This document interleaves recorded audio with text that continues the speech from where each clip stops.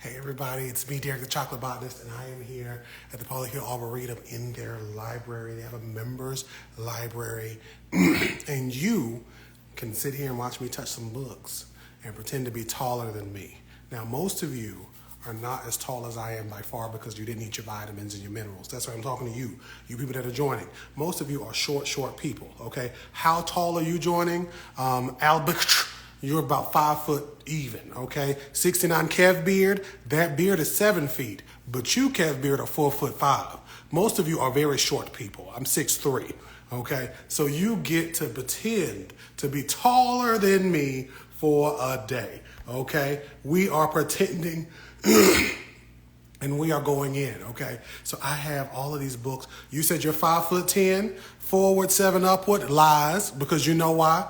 Nobody in this world is 5'10". You're either 5'9" or you're 5'11". Okay, you tried to trick me. You thought you was gonna get over on me, but you can't. So I am out here, and again, you get to be taller than me. And I got some books.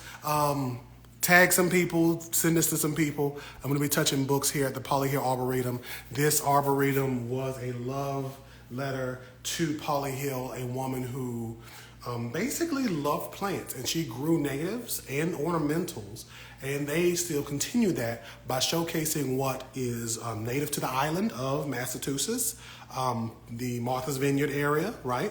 And by showcasing ornamentals that are beautiful and gorgeous. So again, we got Leif Wagner Johnson who just joined and Christina Harrison, and if both of them stayed on top of each other, they would be my height. Both of them are 3 foot even. Okay, but we're going to touch some books, okay? Y'all get a chance. Thank you, Nick. I see you, Nick. I appreciate you. And I pray you are well. But y'all get to see these books. So if y'all are ready to see some books, throw some hearts up. I'm going to talk a couple of old books. I'm going to go through some of them. Some of them are very sensitive looking, these old books. But I'm going to do what I can with what I got. I hope y'all are ready to see some books and y'all was throwing hearts up because I didn't care. I was going to walk and touch some books anyway.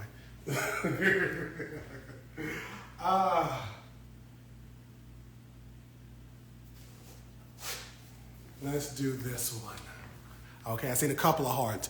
You know, I remember back during the pandemic, I would be like, please give me some hearts. And the hearts would just rain down like a massive tsunami. And now I'd be like a heart and y'all be like, tap. I hope that Negro don't ask for more. So this book is The Plant Doctor. I should have read it first and then showed it to y'all. How, why, and when of disease and insect control in your garden. Oh, there's a note in here. Somebody was taking notes. So let's look at this. They talk about what you should do. This is to Margaret Clay Ferguson. This was copywritten originally in 1937. So they didn't even respect black people back then. This was revised in 1950. They still didn't respect black people. I'm the only botanist you know, Nick. Again, those of you joining, you get to feel like you're taller than me for a day. Yolanda McAdoo, I see you. Yolanda McAdoo is actually about 3'5". On a good day if she's wearing heels.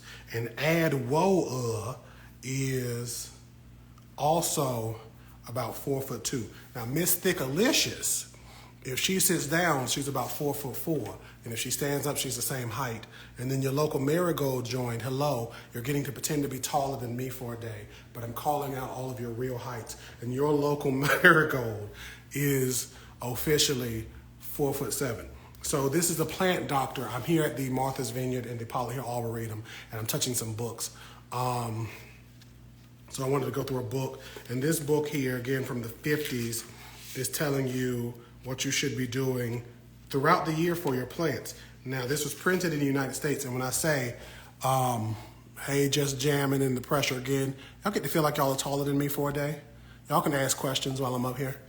But they're telling you what to do for any week. So let's jump to, this is July, right? Let's jump to July. October, and then they got like special troubles for this thing.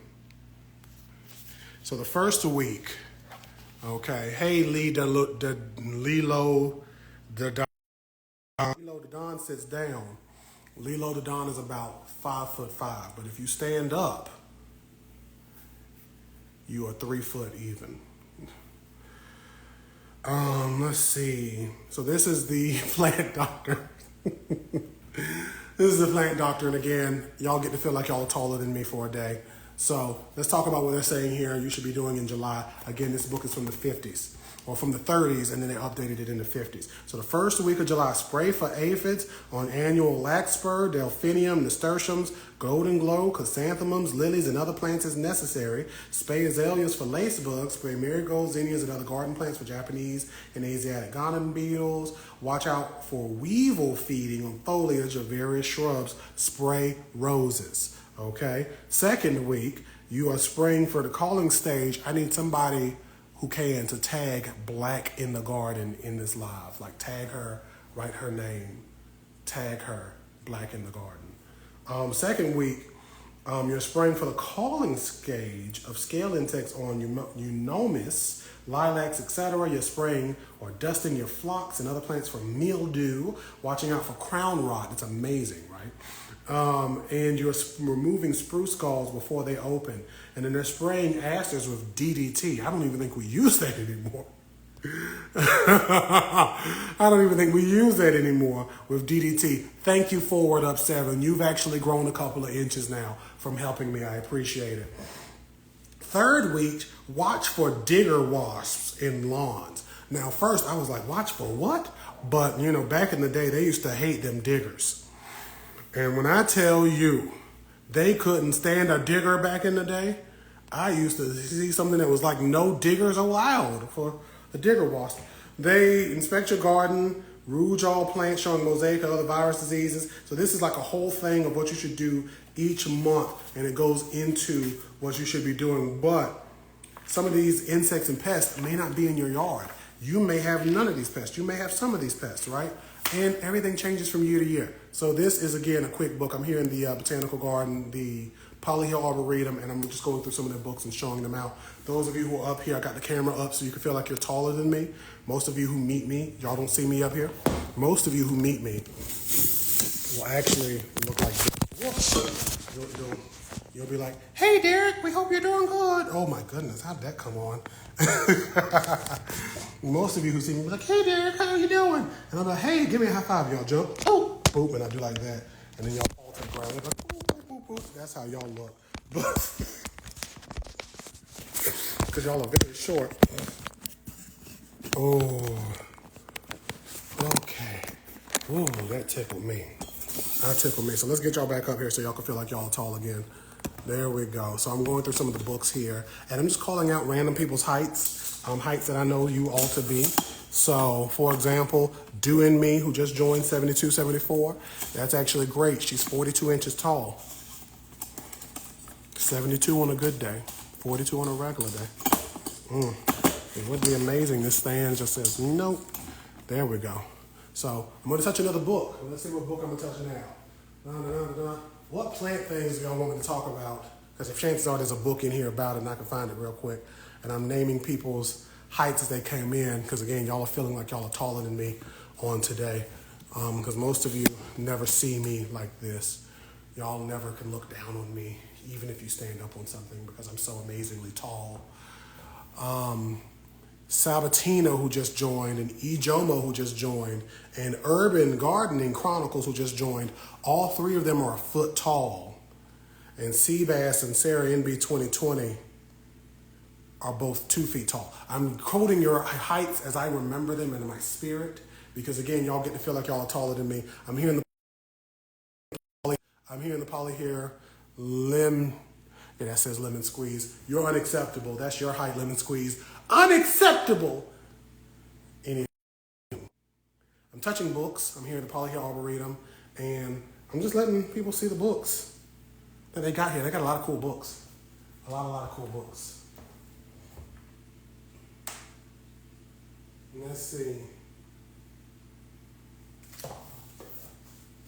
Let's go through this one.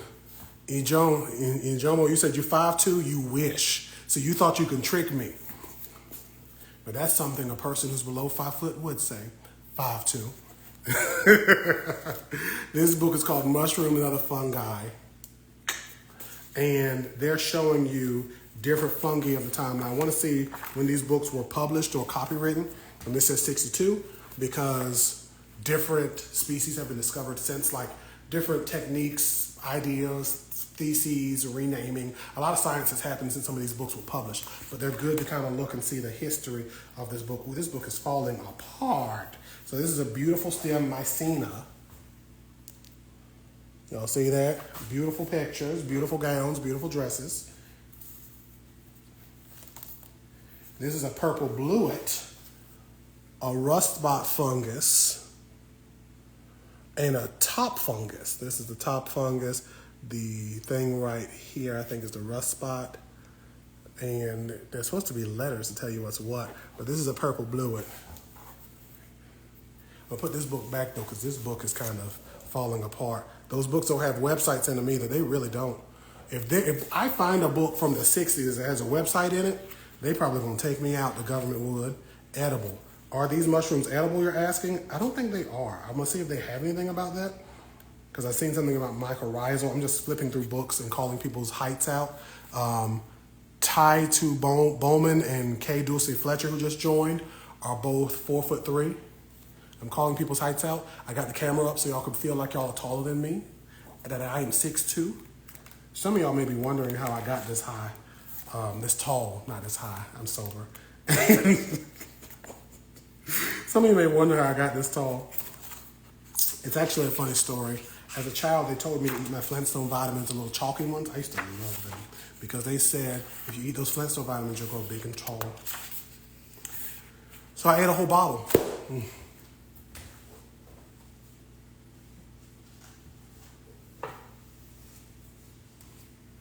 And now I'm this tall. So yeah, it didn't talk about edibles. I don't think those were although they say every mushroom is edible once. Hibiscus 17 just joined. You have a chance to be taller than me, even though usually you are a good 4'8 3/4.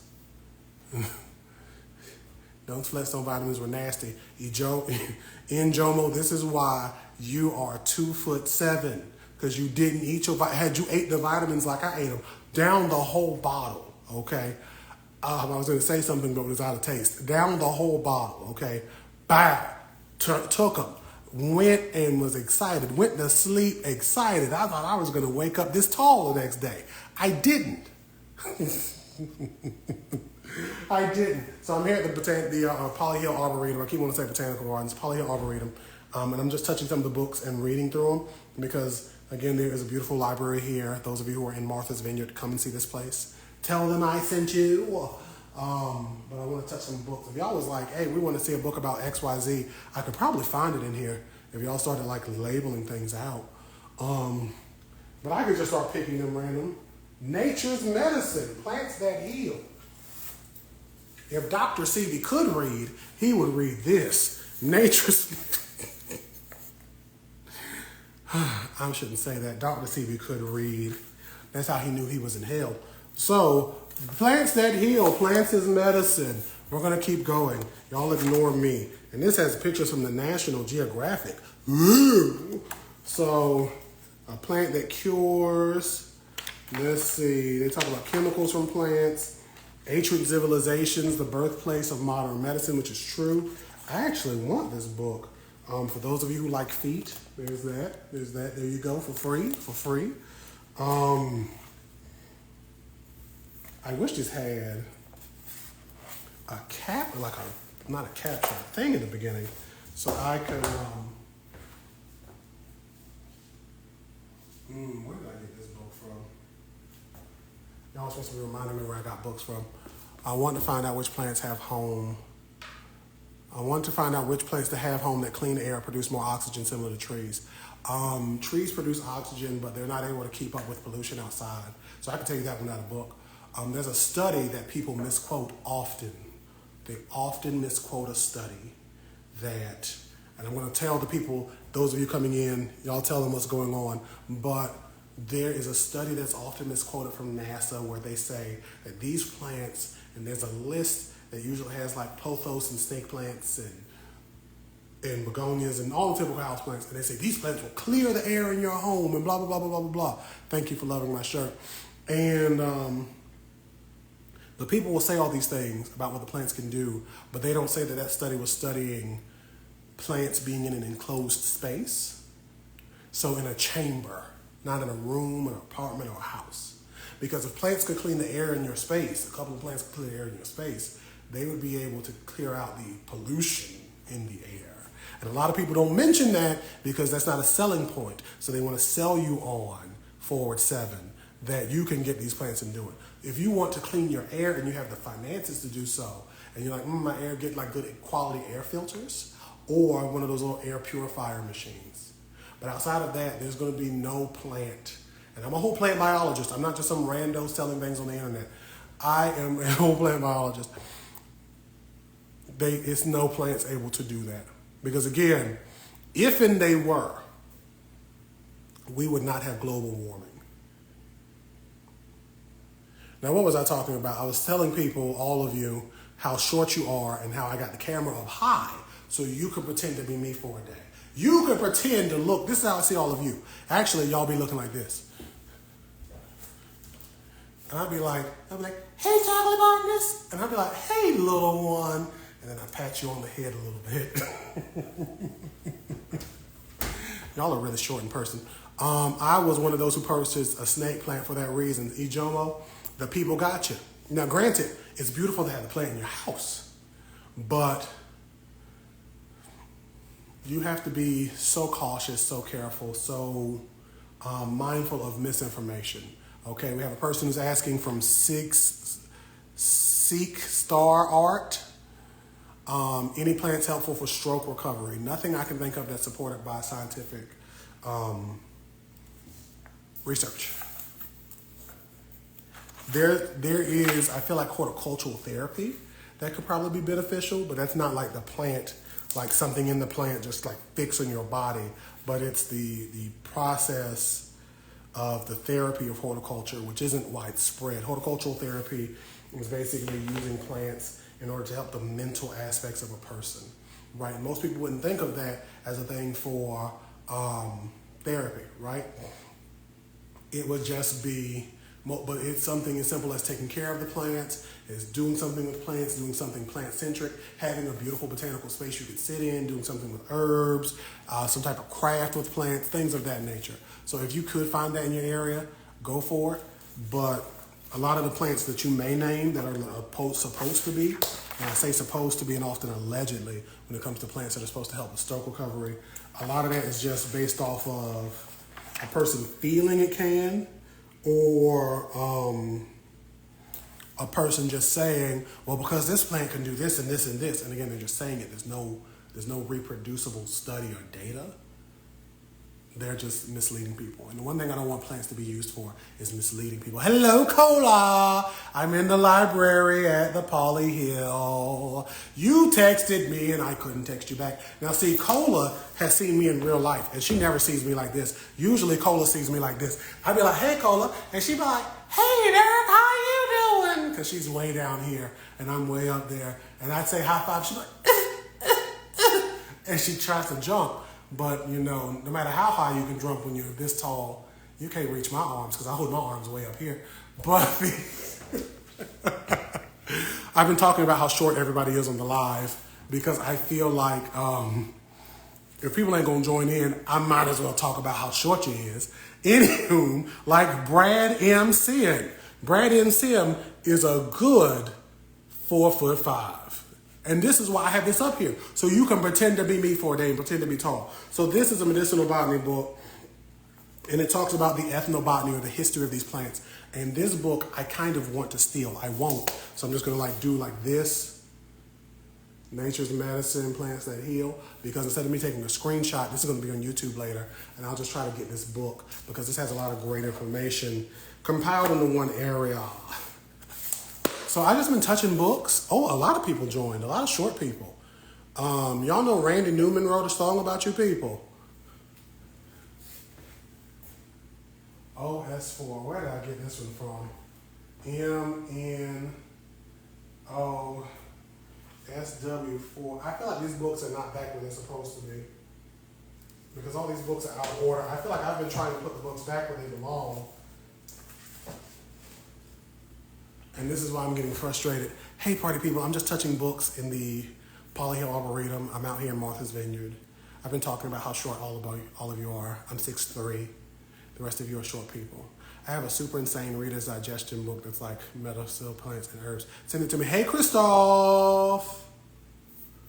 This is the first time I've been called short in my life. I always get the tall girl. The tall girl, look forward up 7, forward 7 up.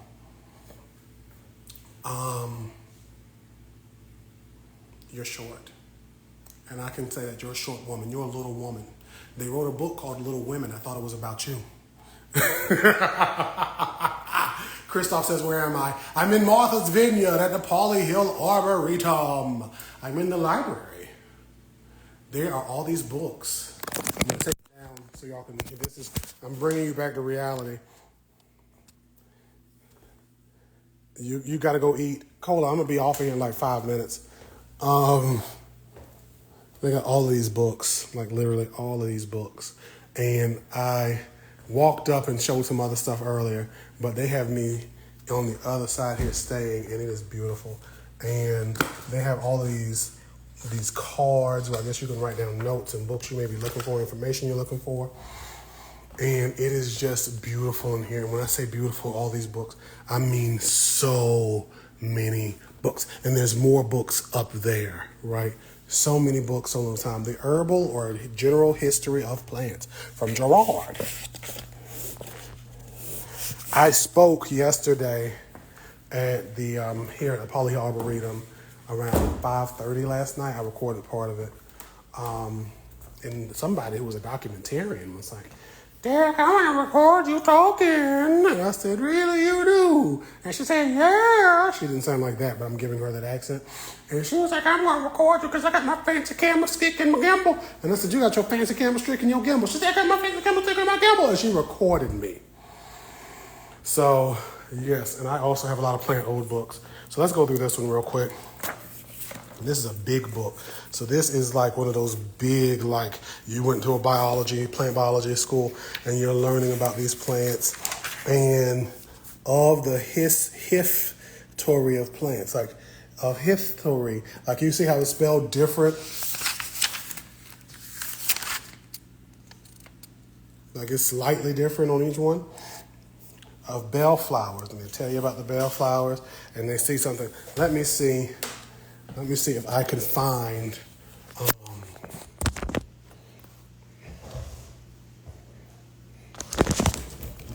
something that we are interested in. Somebody name a flower or a plant, an herb. Somebody name something. First one to name it, I'll see if I can find it. And it was like a 30-second delay.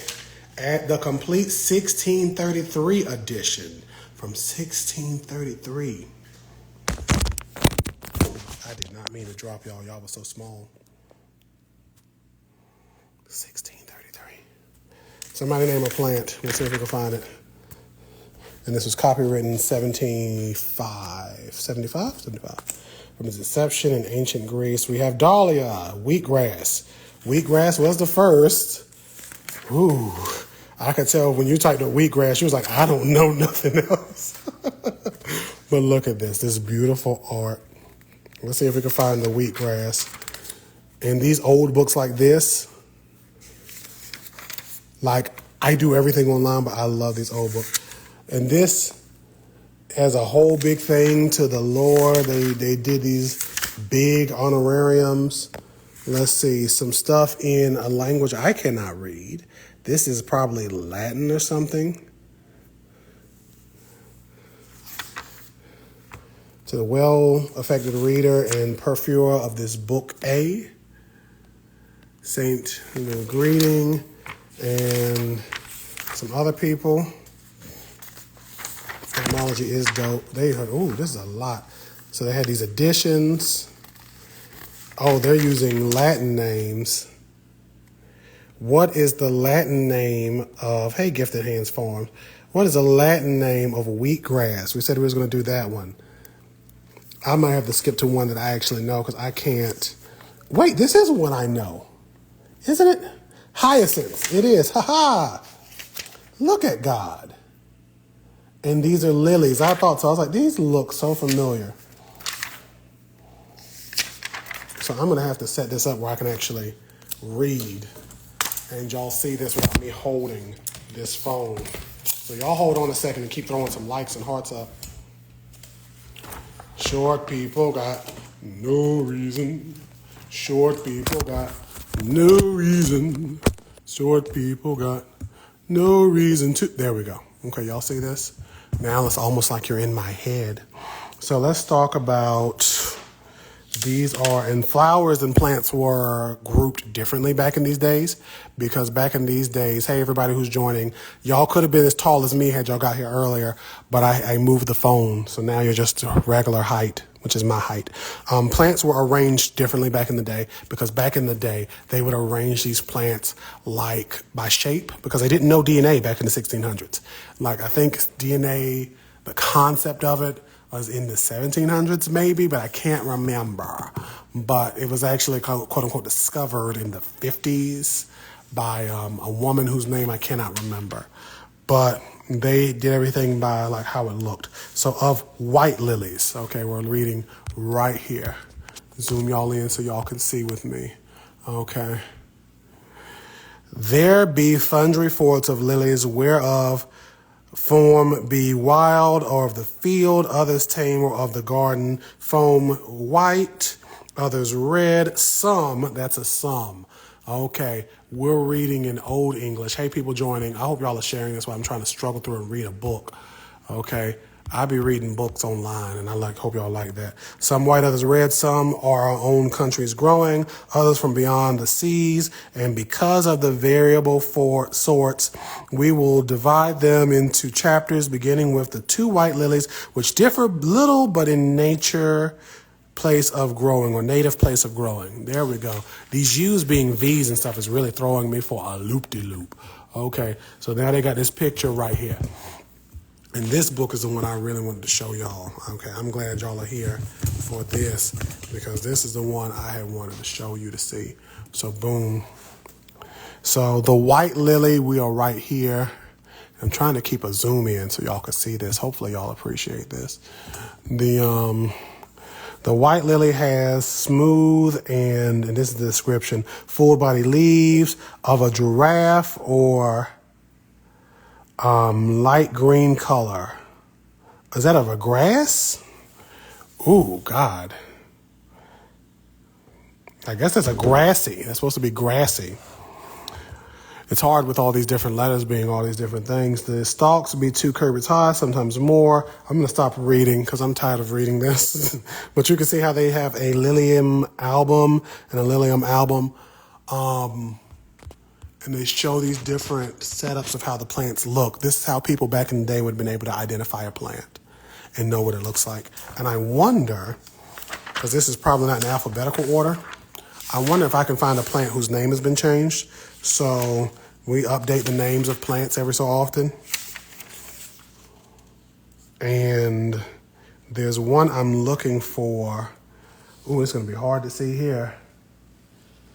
I don't see it. I'm trying to see anything that's like calling my name like this one's been changed. I wonder if they would have wrote like the embarrassing names that they used to call some of these things too. Hypericum.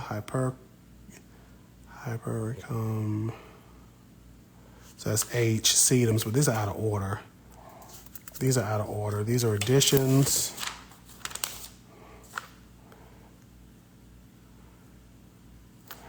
I can't find what I'm looking for. I was looking for echinacea because they used to call that a different name back in the day. They called it a different name, but it's like, But these are all out of order. So it's a cool book. Like you get to see how they drew plants back in the day. Again, these drawings would have been somebody looking at the plant and drawing this artistically. This is of a poppy, of somebody's poppy.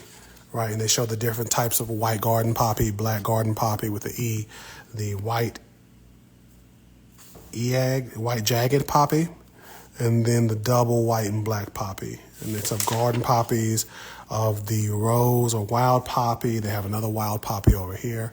Like, these images are to die for, because again, people couldn't just say, hey, ChatGPT, make this. They would have had to make this back in the day by hand. And that is so cool to me. So cool to me. And granted, I'm sure like there's some things they might have like combined together that were wrong, but this book is too dense and written in another language for me to be able to point it out.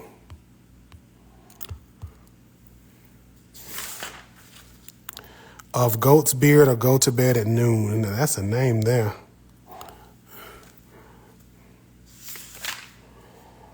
Viper's Grass. So like books like this are amazing to me. They have marigolds here. I flipped a carrot somehow. I could just look through this and if I was looking through this playing some music, I'd probably be getting all the views. Candy carrots. Wow. I would have to look to see like what was different, super big. Oh, you could tell this is one of these fancy books. This is again from the 1600s, those of you who are popping in and popping out. This text is from the 1600s, not the book.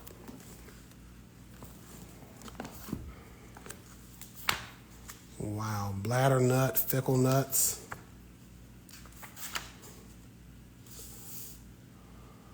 Indian plums, the history of plants. They got fungi in here, because fungi were considered to be plants at the point.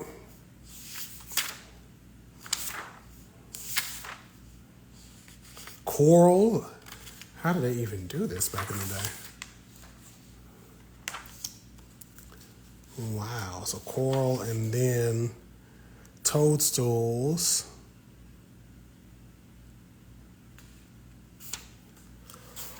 Whoa.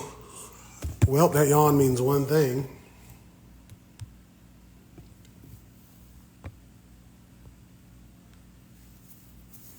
I'm a little tired. I've had a long couple of days. So again, I'm out here at the the Polyhill Arboretum.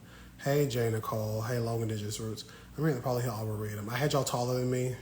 I had y'all.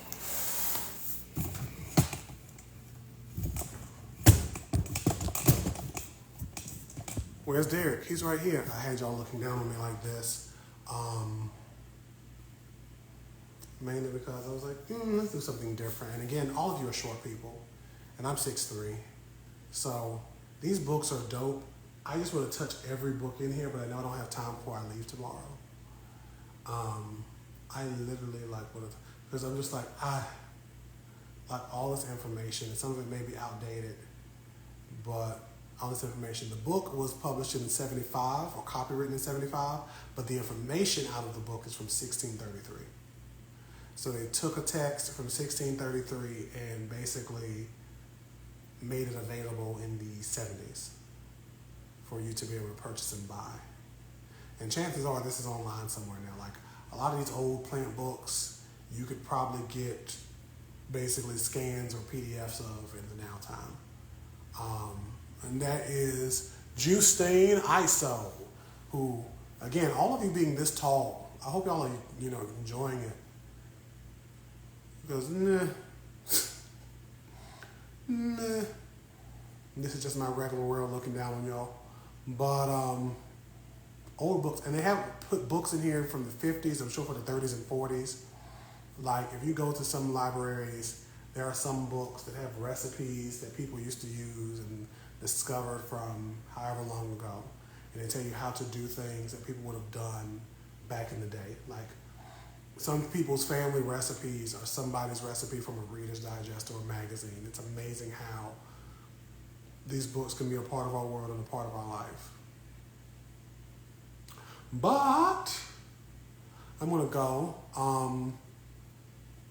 If y'all have questions about my trip here to Martha's Vineyard and Polyhill, I can do that on another day. Or you just DM me. I'll probably go live on next week because I have a contest going on my page. I did not mention that at all. I have a contest going on my page, And if you have not seen the contest, it's in a reel pinned. I have a pinned reel at the top. You can win a prize totaling $250 of plant material.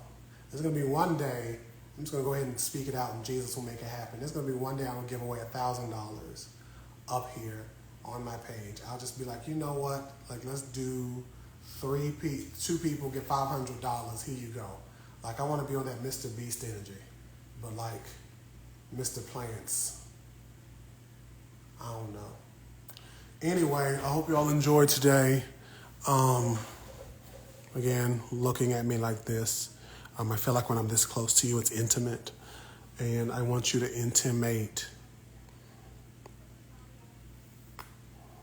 Yeah, intimate. In mimic is a word that like means like copy. I can't think of what it is right now. My head is hurting. I don't know where this headache came from. But anyway, I'm going to go and lay down.